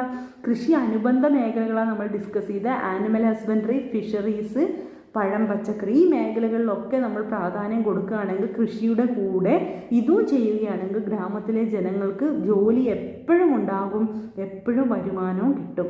ഇനി നമ്മൾ പോകാൻ പോകുന്നത് നോൺ ഫാം ആക്ടിവിറ്റി. അപ്പോൾ 3 സ്റ്റെപ്പാണ് നമ്മൾ പറഞ്ഞ. ക്രോപ്സിൽ വെറൈറ്റി കൊണ്ടുവരണം, ആലിഡ് ആക്ടിവിറ്റീസിലേക്ക് പോകണം, അതോടൊപ്പം നോൺ ഫാം ജോബ്സ്. ഇത് 3 ഡൈവേഴ്സിഫിക്കേഷൻ, 3 മേഖലകൾ. ഇത് 3 ഫോളോ ചെയ്താൽ ഗ്രാമങ്ങളിൽ വികസനം ഉണ്ടാവും, പ്രോബ്ലംസ് സോൾവ് ചെയ്യപ്പെടും, ഗ്രാമത്തിലെ പ്രോബ്ലംസ് സോൾവ് ചെയ്യപ്പെടും, വരുമാനം കൂടുതൽ ജനങ്ങൾക്ക് ഉണ്ടാകുമെന്ന് അല്ലേ.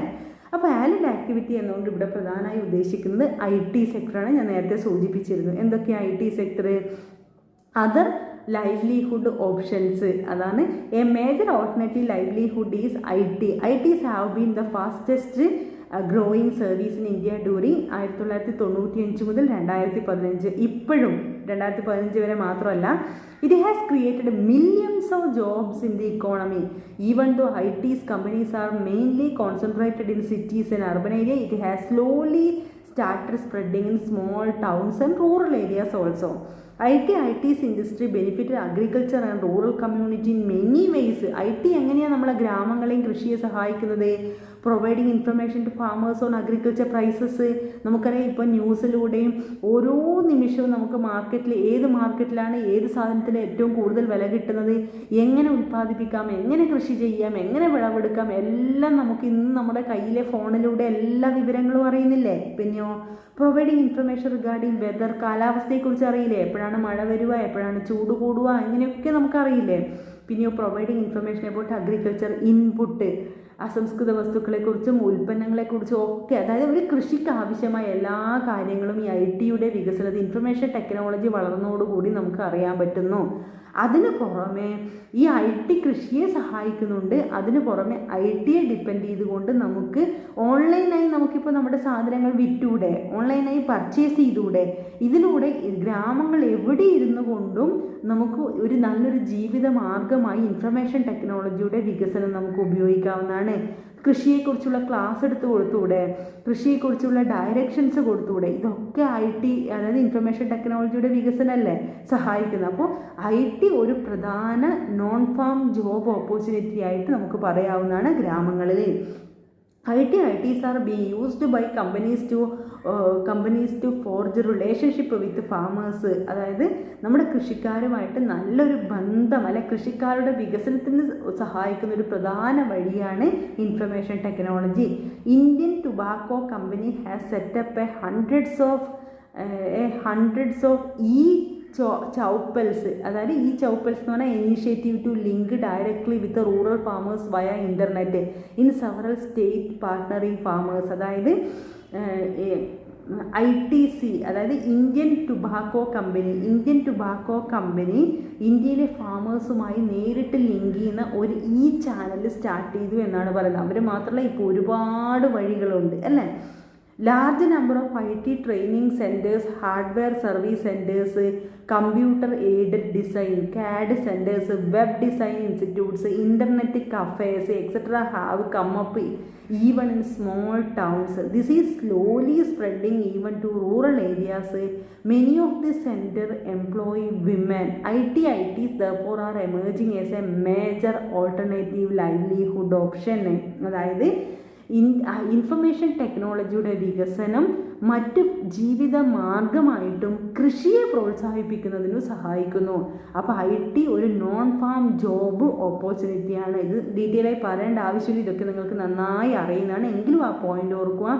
ഗ്രാമവികസനത്തിന് സഹായിക്കുന്ന ആലിഡ് ആക്ടിവിറ്റീസിലെ അല്ലെങ്കിൽ ഡൈവേഴ്സിഫിക്കേഷൻ എക്സാമിന് ചോദിച്ചാൽ നമ്മൾ 3 പോയിന്റാണ് ആ എസ്സേയിൽ ഓർക്കേണ്ടത്. ഡൈവേഴ്സിഫിക്കേഷൻ, ക്രോപ്സ് വ്യത്യസ്ത വിളകൾ കൃഷി ചെയ്യുക, diversification allied activities animal husbandry, fisheries, horticulture, അതോടൊപ്പം നോൺ ഫാം ആക്ടിവിറ്റി ആയ ITs. ഈ 3 മെയിൻ പോയിന്റും അതിലെ സബ് പോയിന്റ്സ് ഓർത്താൽ ഒരു എസ്സേ ആയി കഴിഞ്ഞു. അപ്പോൾ ഇത് നമ്മൾ ഫോളോ ചെയ്യുകയാണെങ്കിൽ നമുക്ക് ഒരു വർഷത്തിൽ എല്ലാ ദിവസവും നമുക്ക് ജോലിയും കിട്ടും, വരുമാനവും ഉണ്ടാവും, ഗ്രാമങ്ങളിലെ എല്ലാ പ്രശ്നങ്ങൾക്കും പരിഹാരം ആവുകയും ചെയ്യും. ഓക്കെ, ഇനി നമ്മൾ നോക്കാൻ പോകുന്നത് ഗ്രാമവികസനത്തിന് സഹായിക്കുന്ന ഏറ്റവും പ്രധാനപ്പെട്ട വേറൊരു കാര്യമാണ്. അതായത് നമ്മൾ 9th ചാപ്റ്ററിലും കൂടി ഇത് പഠിക്കും. ഇവിടെ ജസ്റ്റ് ഒന്ന് നമ്മൾ ഓർക്കുകയാണ്. സുസ്ഥിര വികസനം, സസ്റ്റൈനബിൾ ഡെവലപ്മെൻറ്റ്. എന്താണ് സസ്റ്റൈനബിൾ ഡെവലപ്മെൻറ്റ് എന്നും അതോടൊപ്പം സസ്റ്റൈനബിൾ ഡെവലപ്മെൻറ്റിൽ സുസ്ഥിര വികസനം കൊണ്ടുവരാൻ വേണ്ടി ഗ്രാമങ്ങൾ നമ്മൾ ശ്രദ്ധിക്കേണ്ട ഒരു പ്രധാന കാര്യം ഇവിടെ പഠിക്കുന്നുള്ളൂ. അതാണ് ഓർഗാനിക് ഫാമിംഗ്, ജൈവ കൃഷി. അപ്പോൾ ഇവിടെ നമ്മൾ ഓർക്കുന്നത് എന്താണ് സുസ്ഥിര വികസനം, ഓർഗാനിക് ഫാമിംഗ് എന്താണ്, അതിൻ്റെ ഗുണങ്ങൾ എന്താണ്, ദോഷങ്ങൾ എന്താണ്. ഇതൊക്കെ ചെറിയ ക്ലാസ്സിൽ നിങ്ങൾ പഠിച്ച കാര്യമാണ്, എങ്കിലും ഓർമ്മിപ്പിക്കുന്നു. ഈ സുസ്ഥിര വികസനം എന്നതൊരു എസ്സേ ക്വസ്റ്റ്യൻ ആണ്. അത് 9th ചാപ്റ്ററിൽ നമ്മൾ പഠിക്കും. അവിടെ ഈ ഓർഗാനിക് ഫാമിംഗ് എന്നുള്ള ഒരു പോയിന്റ് മാത്രമല്ല, വേറെ കുറേ പോയിന്റ്സ് ഉണ്ട്. അതൊക്കെ അവിടെ 9th ചാപ്റ്ററിൽ പഠിക്കും. അവിടെ ഒരു എസ്സേ ആണിത്. ഓക്കെ, ഇവിടെ നമ്മൾ നോക്കാം. ഞാൻ സമ്മറി ചുരുക്കി പറയാം, അതിനുശേഷം ഇത് വായിക്കാം. സസ്റ്റൈനബിൾ ഡെവലപ്മെൻറ്റ് എന്ന് പറഞ്ഞാൽ നമ്മൾ ഏത് കാര്യം ചെയ്യുമ്പോഴും, പ്രത്യേകിച്ച് ഇവിടെ കൃഷി ചെയ്യുമ്പോൾ, ഇന്നത്തെ ജനറേഷന് മാത്രമല്ല ഇവിടുത്തെ ഭൂമിയും ഇവിടുത്തെ ഉൽപ്പന്നങ്ങളും അടുത്ത ജനറേഷന് കൂടി, ഇനിയും എത്രയോ ജനറേഷൻ ഇവിടെ വരാനുണ്ട്, ഇനി എത്രയോ ജീവജാലങ്ങൾ, മനുഷ്യ സമൂഹം ഇവിടെ ജീവിക്കാനുണ്ട്, അവർക്കൊക്കെ കൂടി വേണ്ടതാണ് എന്ന് മനസ്സിൽ കരുതിക്കൊണ്ട് നമ്മളുടെ കൃഷിയും കാർഷിക ഉൽപ്പന്നങ്ങളുടെ ഉപഭോഗവും നമ്മൾ ശ്രദ്ധിക്കുക. അതായത് ബഷീറിൻ്റെ കഥകൾ പറയുന്നത് പോലെ ഈ ഭൂമിയുടെ അവകാശികൾ നമ്മൾ മാത്രമല്ല, ഇനിയും ഒത്തിരി ജീവികളുണ്ട്, ഒത്തിരി ജനറേഷനുണ്ട്, ഒത്തിരി സമൂഹമുണ്ട്, അവർക്ക് കൂടി ബാക്കി വെക്കണം എന്ന ധാരണയോടുകൂടി മാത്രം നമ്മൾ ജീവിക്കുക. അതാണ് അങ്ങനെയുള്ളൊരു വികസനമാണ് സുസ്ഥിര വികസനം. അത് മാത്രമേ നിലനിൽക്കുള്ളൂ. അതിനുവേണ്ടി നമ്മൾ കൃഷി ഫോളോ ചെയ്യേണ്ടതാണ് ജൈവ കൃഷി. അതായത് അത്യുൽപാദന ശേഷിയുള്ള കെമിക്കലോ അല്ലെങ്കിൽ ജൈവ കീടങ്ങളൊന്നും അധികം ഉപയോഗിച്ച് നമ്മുടെ ഭൂമിയെ നശിപ്പിക്കരുത്. ജൈവ വളങ്ങളും ജൈവ കീടനാശിനികളും ഉപയോഗിച്ചുകൊണ്ടുള്ള കൃഷിയാണ് ജൈവ കൃഷി. അപ്പോൾ അതിൻ്റെ ഗുണങ്ങൾ എന്തൊക്കെയാണ് നമുക്കെല്ലാം അറിയാവുന്നതല്ലേ. പോഷക സമ്പുഷ്ടമാണ്, നല്ല പ്രോഡക്റ്റ് കിട്ടും, നമ്മുടെ ആരോഗ്യത്തിന് നല്ലതാണ്, ജൈവ പ്രോഡക്റ്റിന് നല്ല വിലയാണ് മാർക്കറ്റിൽ, കൃഷിക്കാർക്ക് ഗുണം ചെയ്യും. അപ്പോഴതിന് ദോഷങ്ങളുമുണ്ട്. എന്താ, കെമിക്കൽ ഫെർട്ടിലൈസേഴ്സൊക്കെ ഇട്ടതുപോലെ നല്ല ഒത്തിരി വിളവ് കിട്ടുമോ ജൈവ വളമൊക്കെ ഉപയോഗിച്ചാൽ, ജൈവ കീടങ്ങളൊക്കെ ഉപയോഗിച്ചാൽ? ഇല്ല അല്ലേ. അപ്പോൾ അതിന് നെഗറ്റീവ്സും ഉണ്ട്. അത്രയും ഇവിടെ പറയുന്നുള്ളൂ. അത് ജസ്റ്റ് ഞാനൊന്ന് വായിക്കാം, നിങ്ങൾക്ക് അറിയുന്ന കാര്യമാണ്. Okay, sustainable development and organic farming. The green revolution gave India self sufficiency in food grains but it also created problems. Green revolution വന്നു, ഗ്രീൻ റവല്യൂഷനിലൂടെ ഒത്തിരി ഔട്ട്പുട്ടൊക്കെ വർദ്ധിച്ചു, പക്ഷേ ഒരുപാട് പ്രശ്നം ഉണ്ടായി. ഇതിൻ്റെ നെഗറ്റീവ് നമ്മൾ പഠിച്ചത് ഓർമ്മയില്ലേ? വായുമലിനീകരണം, ജലമലിനീകരണം, സോയിൽ പൊല്യൂഷൻ ഒക്കെ നമ്മൾ പഠിച്ച ഓർമ്മയില്ലേ? എന്ത് കെമിക്കൽസൊക്കെ ഉപയോഗിച്ചിട്ട്. The new agriculture strategy used chemical fertilizers, pesticides, insecticides, etc. Excessive use of chemical fertilizers and pesticides leads to ഒരുപാട് പ്രോബ്ലം ഉണ്ടായി അല്ലേ. കെമിക്കൽസ് ഒക്കെ ഉപയോഗിച്ച് അതെന്തൊക്കെയാണ്? ലോസ് ഓഫ് സോയിൽ ഫെർട്ടിലിറ്റി, നമ്മുടെ മണ്ണിൻ്റെ ഉൽപാദനക്ഷമത, വളക്കൂറ് നഷ്ടപ്പെട്ടു. Poisoning the soil and water, വിഷമയമായി തീർന്നു മണ്ണും വെള്ളവും വായുവും. Contamination of food produce with pesticides, ഭക്ഷ്യോൽപ്പന്നങ്ങളിലൊക്കെ കീടനാശിനികൾ അടങ്ങി. Destruction of friendly pest and insect, നമ്മുടെ കീടങ്ങളെയൊക്കെ നശിപ്പിക്കുന്ന തവള, പാമ്പ് ഇതുപോലെ ജീവികളൊക്കെ നഷ്ടപ്പെട്ടു പോയി. ഡാമേജിങ് ദ ഇക്കോ സിസ്റ്റം, നമ്മുടെ ഈ എൻവയോൺമെൻറ്റൽ ഇക്കോ സിസ്റ്റം തന്നെ ഡാമേജ്ഡ് ആയി. അപ്പോൾ ഇതൊക്കെ മാറ്റണമെങ്കിൽ നമ്മൾ എന്ത് കൊണ്ടുവരണം? ജൈവ കൃഷി കൊണ്ടുവരണം. എന്നാലേ ഇവിടെ സുസ്ഥിരമായൊരു എന്നേക്കുമുള്ളൊരു വികസനം ഉണ്ടാവൂ. If development is to be sustainable, farming has to be eco friendly അല്ലെങ്കിൽ എക്കോ ഫ്രണ്ട്ലി എന്ന് പറയാം. അതായത് ഇക്കോളജിക്ക് എൻവയോൺമെൻറ്റ് ഫ്രണ്ട്ലി ആയ ഫാമിംഗ് രീതി. Organic farming uses only organic fertilizers, it avoids chemical pesticides. Organic farming is eco friendly, it restores, maintain and enhances ecological balances. അപ്പോൾ organic farming എപ്പോഴും നമ്മുടെ എൻവയോൺമെൻറ്റിൽ ഇക്കോ സിസ്റ്റത്തെ മെയിൻറ്റെയിൻ ചെയ്യാൻ സഹായിക്കുന്നതാണ്, ഒരു പ്രോബ്ലം ഉണ്ടാക്കാതെയാണ്. അപ്പോൾ അതിൻ്റെ ഗുണങ്ങൾ എന്തൊക്കെയാണ്? Benefits and limitations of organic farming. Benefits എന്തൊക്കെയാണ്? ഇത് ഓർക്കണേ. ഓർഗാനിക് ഫാമിംഗ് എന്താണ്, അതിൻ്റെ ഗുണങ്ങൾ എന്താണ്, ദോഷം എന്താണ്? എക്സാമിന് ഒരു ഷുവർ ക്വസ്റ്റ്യൻ ആണ്. ജൈവ വളങ്ങളും ജൈവ കീടനാശിനികളും ഉപയോഗിച്ചു കൊണ്ടുള്ള കാർഷിക രീതിയാണ് ജൈവ കൃഷി. അതിൻ്റെ ഗുണങ്ങൾ എന്താണ്, ദോഷങ്ങൾ എന്താണ്? ഓർക്കണേ, വെരി വെരി ഇമ്പോർട്ടൻറ്റ്. ഗുണങ്ങൾ: organic food has high nutritional value, പോഷക സമ്പുഷ്ടമാണ്. പിന്നെയോ it is labour intensive, it generate more employment opportunity.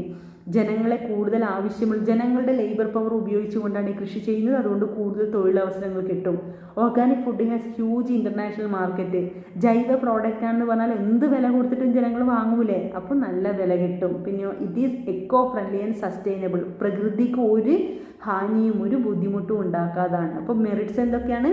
ഹെൽത്തിയാണ്, ന്യൂട്രീഷ്യസ് ആണ്, കൂടുതൽ തൊഴിലവസരം ഉണ്ടാക്കുന്നുണ്ട്, പിന്നെ ഇത് കൂടുതൽ വില കിട്ടും ഈ പ്രോഡക്ട്സിന്, അതോടൊപ്പം നമ്മുടെ എൻവയോൺമെൻറ്റിനെ ഒട്ടും പൊല്യൂട്ടഡ് ആക്കുന്നില്ല. Organic food has become popular now. Organic food is the food produced through organic farming.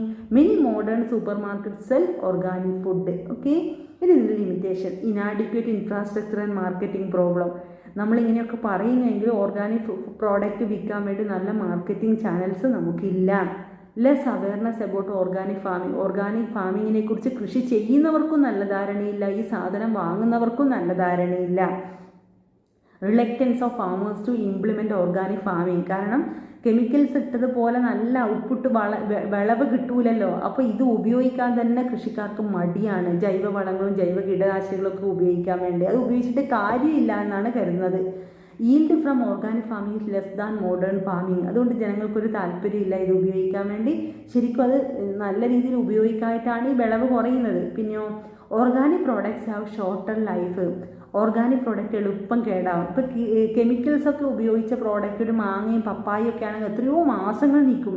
പക്ഷെ നമ്മുടെ നാട്ടിൻപുറത്ത് നമ്മൾ ഉണ്ടാക്കിയ ജൈവ രീതിയിൽ ഉണ്ടാക്കിയ മാങ്ങയൊക്കെ 2-3 ദിവസം കഴിയുമ്പോൾ പഴുത്താൽ അത് മോശമായിപ്പോവും അല്ലേ.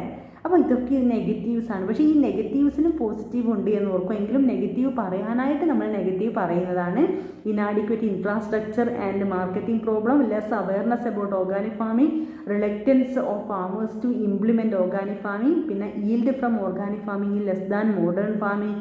ഓർഗാനിക് പ്രോഡക്റ്റ് ആവും ഷോർട്ടർ ലൈഫ്, എളുപ്പം കേടായി പോകും. ഓക്കെ, അപ്പോൾ നമ്മൾ പഠിച്ചു വെരി വെരി ഇമ്പോർട്ടൻ്റ് ആണ് ഓർഗാനിക് ഫാമിംഗ് എന്താണ്, മെറിറ്റ് എന്താണ്, ഡിമെറിറ്റ്, ജൈവ കൃഷി എന്താണ്, അതിൻ്റെ ഗുണങ്ങൾ എന്താണ്, ദോഷം എന്താണ്, വിട്ടുപോകരുത്, വെരി വെരി ഇമ്പോർട്ടൻറ്റ്.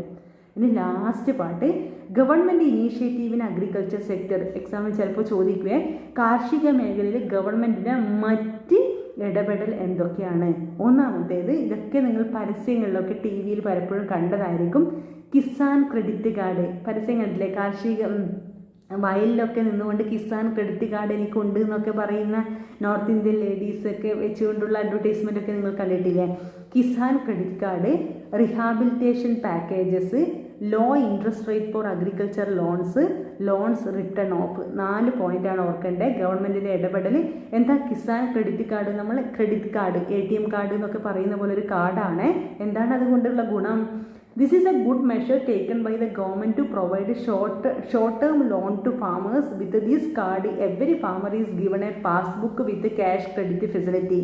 അതായത് കൃഷിക്കാർക്ക് സാമ്പത്തികമായ ആവശ്യങ്ങൾ വരുമ്പോൾ, പണം ആവശ്യമായി വരുമ്പോൾ ഈ ക്രെഡിറ്റ് കാർഡും അതിനോട് കൂടിയ പാസ്ബുക്കൊക്കെ ഉണ്ടെങ്കിൽ കുറഞ്ഞ പലിശ നിരക്കിൽ അവർക്ക് സാമ്പത്തിക സഹായം കിട്ടുന്ന ക്രെഡിറ്റ് കാർഡാണ്. കൃഷിക്കാർക്ക് ഈ കാർഡ് കൊടുക്കുകയുള്ളൂ. That is Kisan credit card. Okay. രണ്ടാമത്തേത് റിഹാബിലിറ്റേഷൻ പാക്കേജ്, പുനരധിവാസ പാക്കേജ്. അതായത് അവർക്ക് എന്തെങ്കിലും ബുദ്ധിമുട്ട് വരുമ്പോൾ അവരെ ഹെൽപ്പ് ചെയ്യുന്ന വഴികളാണ് നോക്കാം. This was introduced to rehabilitate the dependents of farmers who were driven to suicide. The package was first implemented in 31 districts in India. Kerala, Andhra Pradesh, Karnataka and Maharashtra are the states where it was first implemented. Kerala, Andhra Pradesh, Karnataka, Maharashtra എന്നിവിടങ്ങളിലൊക്കെ കൃഷിക്കാരെ അതായത് പുനരധിവസിപ്പിക്കുക. അതായത് അവർക്ക് സാമ്പത്തിക problems വരുമ്പോൾ, അതായത് സാമ്പത്തിക ബുദ്ധിമുട്ട് വന്ന് ജീവൻ ഉപേക്ഷിക്കുന്ന, ആത്മഹത്യയുടെ വക്കിലെത്തിയിരിക്കുന്ന കൃഷിക്കാരെ അവർക്ക് നല്ല തൊഴിലും സാമ്പത്തിക സഹായങ്ങളും ഒക്കെ, കൃഷിയുമായി ബന്ധപ്പെട്ട തൊഴിലാണ്. അതാണ് it was introduced to rehabilitate the dependence of farmers who were driven to suicide. Means അതുപോലെ തന്നെ നമ്മുടെ ഇപ്പോൾ കടബാധ്യത, സാമ്പത്തിക ബുദ്ധിമുട്ടൊക്കെ വന്നുകൊണ്ട് കൃഷിക്കാർ ആത്മഹത്യ ചെയ്ത് അനാഥരായി പോകുന്ന അവരുടെ കുടുംബത്തിനെ പുനരധിവസിപ്പിക്കുക. അതുപോലെ സാമ്പത്തിക ബുദ്ധിമുട്ട് അനുഭവിക്കുന്ന കൃഷിക്കാരെ പുനരധിവസിപ്പിക്കുക. മെയിൻലി അവരുടെ കുടുംബത്തിനെയാണ് ഇവിടെ എടുത്തു പറഞ്ഞിരിക്കുന്നത്. അതായത് അവരുടെ ഫാമിലിയെ പ്രൊട്ടക്റ്റ് ചെയ്യുക എന്നാണ് അതിൻ്റെ മലയാളം. ഓർത്ത് വെക്കുക. ഓക്കെ. അപ്പോൾ ജസ്റ്റ് പോയിന്റ് ഓർത്താൽ മതി. കിസാൻ ക്രെഡിറ്റ് കാർഡ് കുറഞ്ഞ പലിശ നിരക്കിൽ സാമ്പത്തിക സഹായം കൊടുക്കുന്നു. റിഹാബിലിറ്റേഷൻ പാക്കേജ് എന്ന് പറഞ്ഞാൽ സാമ്പത്തിക ബുദ്ധിമുട്ട് അനുഭവിക്കുന്ന കാർഷിക കുടുംബങ്ങളിലെ കുടുംബക്കാരെ, ആശ്രിതരെ അവർക്കൊരു പുനരധിവാസം, അവർക്ക് സഹായം, കൈത്താങ്ങ് കൊടുക്കുന്നു. Low interest rate for agriculture loan, കാർഷിക ലോണ് കുറഞ്ഞ പലിശ നിരക്കിൽ കാർഷിക ലോൺ കൊടുക്കുന്നു. This project was implemented in 2007 and 2008 period. Those farmers who repaid their agriculture loans within a due date got a reduction in interest amount through this program. കൃഷിക്കാർക്ക് കുറഞ്ഞ പലിശ നിരക്കിൽ സാമ്പത്തിക സഹായം കൊടുക്കുന്നു. അതോടൊപ്പം കൃത്യമായി തിരിച്ചടക്കുന്നവർക്ക് പലിശയിൽ നല്ല കുറവ് വരുത്തുമെന്നാണ്. അതായത് കൃഷിക്ക് തന്നെ ഇൻവോൾവായി ഉൽപ്പന്നം ഉണ്ടാക്കി വിറ്റ് വരുമാനം കൊണ്ട് പെട്ടെന്ന് ഈ കടം തിരിച്ചടക്കാൻ ശ്രമിക്കുന്നവർക്ക് പലിശ നിരക്കിൽ നല്ല കുറവ് വരുത്തുമെന്നാണ് കാണിക്കുന്നത്. അവസാനത്തേത് ലോൺസ് റിട്ടേൺ ഓഫ്, അതായത് വാങ്ങിയ ലോൺ തിരിച്ചടക്കാൻ പറ്റാത്തവരെ കടം എഴുതി തള്ളുക എന്ന് പറയും. നോക്കാം. Both the central and state government took step to return off bad debt of farmers who had no means of repayment. തിരിച്ചടക്കാൻ പറ്റാത്തവരത് എഴുതി തള്ളുക, വേണ്ടാന്ന് വെക്കുക, തിരിച്ചടക്കണ്ടെന്ന് പറയുക. This helped the farmers who were on the verge of suicide as they had no way of paying back both the loans and interest. പണവും പലിശയും തിരിച്ചടക്കാൻ പറ്റാതെ ആത്മഹത്യയുടെ വക്കിൽ നിൽക്കുന്നവരുടെ കടം എഴുതിത്തള്ളുക എന്ന് പറഞ്ഞാൽ ആത്മഹത്യ ഒരു സൊല്യൂഷൻ അല്ലേ? കട എഴുതിത്തള്ളാനുള്ളൊരു മാർഗമൊന്നും അല്ല ആത്മഹത്യക്ക് ശ്രമിക്കുക എന്ന് പറഞ്ഞാൽ. അങ്ങനെ ഒരു സെൻറ്റൻസ് ഇവിടെ പറഞ്ഞു എന്നേ ഉള്ളൂ. ഓക്കെ. അപ്പോൾ ഗവൺമെൻറ് ഗ്രാമവികസനത്തിന് വേണ്ടി ഫോളോ ചെയ്ത മറ്റ് പ്രധാനപ്പെട്ട ഇനീഷ്യേറ്റീവ്സ് അല്ലെങ്കിൽ ഗവൺമെൻറ് കൊണ്ടുവന്ന പ്രധാനപ്പെട്ട 4 പുതിയ വഴികളാണ് Kisan credit card, rehabilitation package mainly to family ആശ്രിതരെ, അതോടൊപ്പം low interest credit facility, loans return off, കടം എഴുതിത്തള്ളുക, കുറഞ്ഞ പലിശയിൽ സാമ്പത്തിക സഹായം കൊടുക്കുക, കുടുംബങ്ങളെ പുനരധിവസിപ്പിക്കുക, അതോടൊപ്പം തന്നെ Kisan credit card facility. Okay. ഇതാണ് പുതിയ ഗവൺമെൻറ്റിൻ്റെ. ഇതുപോലെ ഓരോ വർഷവും പുതിയ സംവിധാനങ്ങളൊക്കെ കൊണ്ടുവരുന്നുണ്ട്. ഈ 4 പോയിൻറ്റ്സും ഓർത്തു വെക്കുക. അപ്പോൾ ഇന്നത്തെ ക്ലാസ്സിൽ നമ്മൾ പഠിച്ചത് എന്തൊക്കെയാണ്? പ്രധാനമായും മാർക്കറ്റിംഗ് ആണ്. എന്താണ് മാർക്കറ്റിംഗ്? പുതിയ മാർക്കറ്റിംഗ് എങ്ങനെയൊക്കെയാണ് അഗ്രികൾച്ചർ മാർക്കറ്റിംഗ് ഗവൺമെൻറ് കൊണ്ടുവരാൻ ഉദ്ദേശിക്കുന്നത്? പുതിയ മാർക്കറ്റിംഗ് ചാനൽസ് വ്യത്യസ്ത സംസ്ഥാനങ്ങളിലെ ഏതൊക്കെയാണ്? അതിനുശേഷം നമ്മൾ ഡൈവേഴ്സിഫിക്കേഷനിലേക്ക് വന്നു. ഡൈവേഴ്സിഫിക്കേഷൻ ക്രോപ്സ്, ആരിഡ് ആക്ടിവിറ്റീസ്, അതിൽ ആനിമൽ ഹസ്ബൻഡറി, ഫിഷറീസ്, ഹോർട്ടിക്കൾച്ചർ, അതോടൊപ്പം തന്നെ നോൺ ഫാം ജോബ് ആക്ടിവിറ്റീസിലേക്കും നമ്മൾ വന്നു. IT സെക്ടർ നമ്മൾ പഠിച്ചു കഴിഞ്ഞു. അതിനുശേഷം നമ്മൾ വന്നു ഓർഗാനിക് ഫാമിംഗ്, അതായത് സസ്റ്റൈനബിൾ ഡെവലപ്മെൻറ്റിലെ ഓർഗാനിക് ഫാമിംഗ്, ജൈവ കൃഷി. എന്താണ് ജൈവ കൃഷി? ജൈവ കൃഷിയുടെ ഗുണങ്ങൾ എന്താണ്, ദോഷങ്ങൾ എന്താണ്, അത് പഠിക്കണം. അതിനുശേഷം നമ്മൾ പറഞ്ഞത് ഇനീഷ്യേറ്റീവ്, ഗവൺമെൻറ്റിൻ്റെ മറ്റ് പുതിയ ഇനീഷ്യേറ്റീവ്സ് എന്തൊക്കെയാണ്? Kisan credit card, rehabilitation package, low interest credit facility, loans return off. ഇത്രയും കാര്യമേ പഠിച്ചിട്ടുള്ളൂ. സിമ്പിൾ അല്ലേ? അപ്പോൾ നിങ്ങൾക്ക് ഈ വീഡിയോ നിങ്ങൾ കേൾക്കുമ്പോൾ നിങ്ങൾക്ക് മീൻസ് ടെക്സ്റ്റ് ബുക്ക് വെച്ചുകൊണ്ട് ഓരോ സെൻറ്റൻസും നോക്കി നിങ്ങൾ കേൾക്കുക. നിങ്ങൾ വീഡിയോ നോക്കണ്ട, വീഡിയോ കേട്ടാൽ മതി. ടെക്സ്റ്റ് ബുക്കാണ് നിങ്ങൾ നോക്കേണ്ടത്. പിന്നെ അതിനുശേഷം നിങ്ങൾക്ക് വീണ്ടും കേൾക്കണമെങ്കിൽ വീണ്ടും റീവൈൻഡ് ചെയ്ത് കേൾക്കുക. ഓക്കെ, അപ്പോൾ നമ്മൾ ഈ ചാപ്റ്റർ കംപ്ലീറ്റ് ചെയ്ത് ഒന്ന് കൺക്ലൂഡ് ചെയ്യാം. Rural sector can grow through diversification in infrastructure development.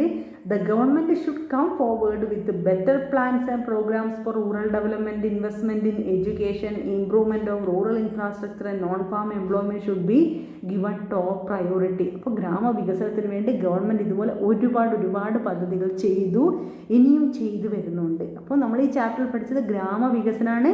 ഗ്രാമങ്ങളിലെ പ്രശ്നങ്ങൾ എന്തൊക്കെയാണ്, അത് പരിഹരിക്കാൻ വേണ്ടി ക്രെഡിറ്റ് ഫെസിലിറ്റി കൊണ്ടുവരണം, മാർക്കറ്റിംഗ് ഫെസിലിറ്റി കൊണ്ടുവരണം, ഡൈവേഴ്സിഫിക്കേഷൻ കൊണ്ടുവരണം, ഓർഗാനിക് ഫാമിംഗ് കൊണ്ടുവരണം, നോൺ ഫാം ആക്ടിവിറ്റി, അതായത് എപ്പോഴും ജോലി കിട്ടുന്ന സ്ഥിര വരുമാനം കിട്ടുന്ന വഴികളൊക്കെ കൊണ്ടുവരണം. അങ്ങനെ ഗ്രാമങ്ങളിലെ പ്രശ്നങ്ങളൊക്കെ പരിഹരിക്കണം. അങ്ങനെ ഗ്രാമങ്ങൾ വികസിച്ചാൽ മാത്രമേ ഇന്ത്യ വികസിക്കുള്ളൂ. അതാണ് ഈ ചാപ്റ്ററിൽ നമ്മൾ പഠിച്ചത്. ഓക്കെ, അപ്പോൾ നമ്മൾ ഈ ചാപ്റ്റർ വൈൻഡപ്പ് ചെയ്യുന്നു. നന്നായിട്ട് എല്ലാവരും ശ്രദ്ധിക്കുക, പലതവണ കേൾക്കുക. നമുക്ക് അത് ഇനി അടുത്ത ചാപ്റ്ററിൽ വീണ്ടും കാണാം. Okay, thank you.